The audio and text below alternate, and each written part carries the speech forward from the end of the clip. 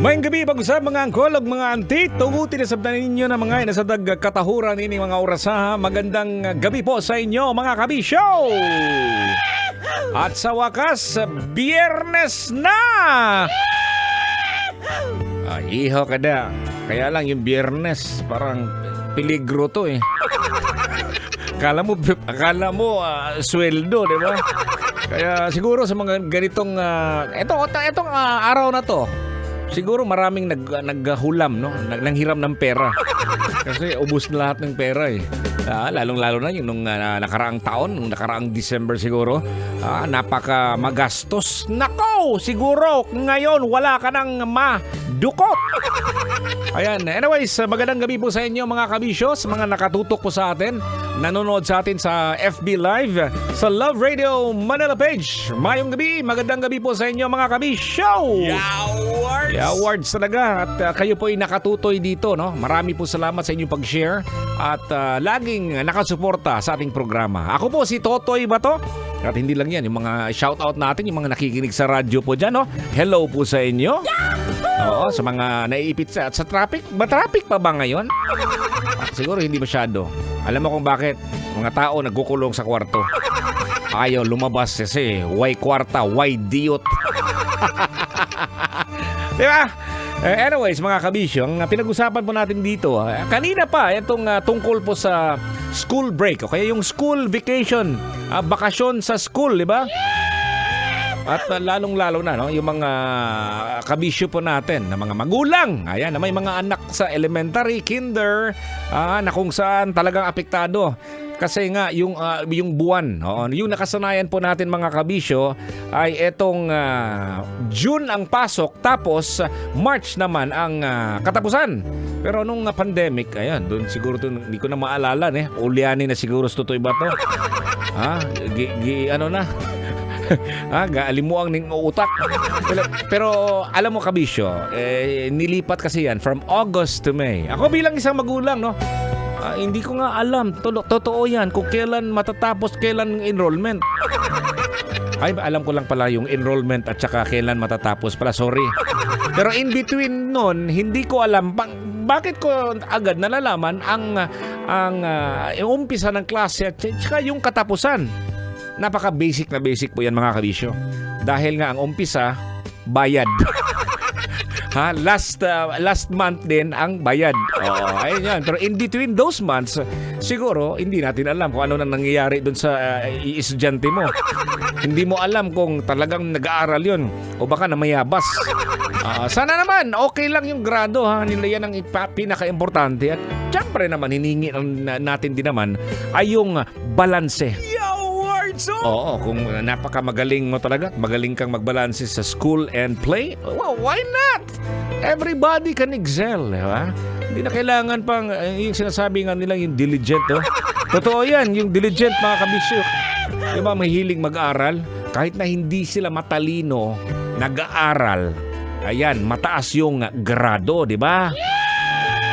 Pero pag yung anak mo lagi na lang naglalaro, hindi na nag-aaral, ayan, iba yan. Lusi sa kigul yan. Okay, no, eto na po mga kabisyo, ang pinag-usapan po natin, etong school break, bakasyon, may kahalagahan ito para sa mga mag-aaral pala. Alam po natin yan. Okay, banggitin na po natin ang mga mahalagang aspeto nito. Unang-una po mga kabisyo, pahinga at pagparelax. Paborito niya, no? Ang school break po ay nagbibigay daan para sa mga mag-aaral na makapagpahinga at magkaroon ng oras para sa sariling kasiyahan, di ba? At hindi lang siguro ang mga bata yung makapagpahinga, pati din yung mga magulang. Oo, makapagpahinga sa mga gastusin.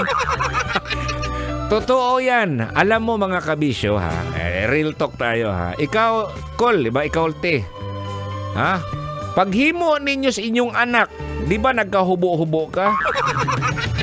Pero ngayon, paghahanap mo ng pera, magkahubo-hubo ka rin.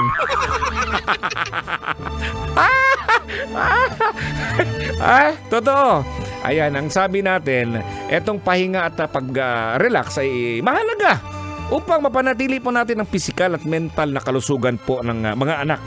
Ayan. Pangalawa po, pagkakaroon ng oras para sa iba't ibang aktibidad. Sa panahon ng school break, no, may pagkakataon ng mga mag-aaral na mag-focus daw sa iba't ibang mga activities na hindi nila masyadong magawa habang may pasok. Marami yan. Ito'y maaaring maging oras para sa paboritong hobby. Like tennis, yan. Sports, yung archery. Kaya anumang arts, yung drawing. Yung pagdodrawing ng mga outing. Magaling yun. O anumang ibang mga interest na nais gawin. Meron pa pangatlo po mga kabisyo. Isa sa mga importante ito, pamilya at pagsasama-sama. Ang school break po mga kabisyo ay isang pagkakataon para sa pamilya na magkaroon ng mas maraming oras na magkasama. Yawards! Totoo yan. Ang mas mahabang panahon na magkasama ay nagbibigay daan para sa mas matindi at mas malalim na ugnayan sa loob ng pamilya. Kasi pag lagi nalang nag-aaral yung anak mo, ikaw din nagtatrabaho, siguro hindi na kayo magkakakilala. Ingo na ka, wako kailan ni mo anak man siguro ko likis kawayan. Hindi naman siguro anak sa likis kawayan, ha? Kasi kung gigol mo. Ayan. Yan po mga kabisyo, no? At kung may nalagay po, marami pa po tayong dito, no? Mga aspeto po mga kabisyo. Pero eto lang muna, no? Gawin mo to, no? I-like and follow mo ako sa ating fan page, Totoy Bato Official. May nilagay po ako doon. Gusto kong makasagot ka at mag-comment, no? Anong school calendar ang mas pabor ninyo? August to May or June to March? Saan bang gusto mo? Ayan, sabi ni Susan Anches, June to March. Maganda kasi pag vacation, summer, bakasyon, makapasyal ang mga estudyante. Diba? Pwede. Sabi naman dito ni Leng Cagas Brina, June, March para makabakasyon ang mga bata sa probinsya dahil maraming fiesta. Yawards! Oo nga. Kung taga Bohol po kayo, buong buwan po ng Mayo, fiesta yan. Yawards! Umana yan, tibuok adlaw.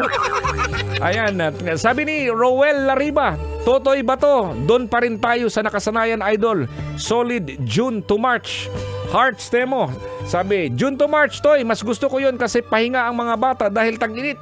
Kawawa sila, dapat ibalik talaga sa dati.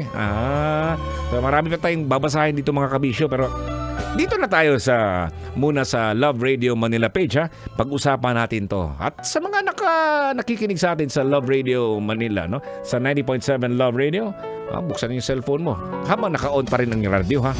Sa Love Radio Manila page po tayo sa Facebook. Ito pa rin si Totoy Bato. Mayong gabi mga kabisyo!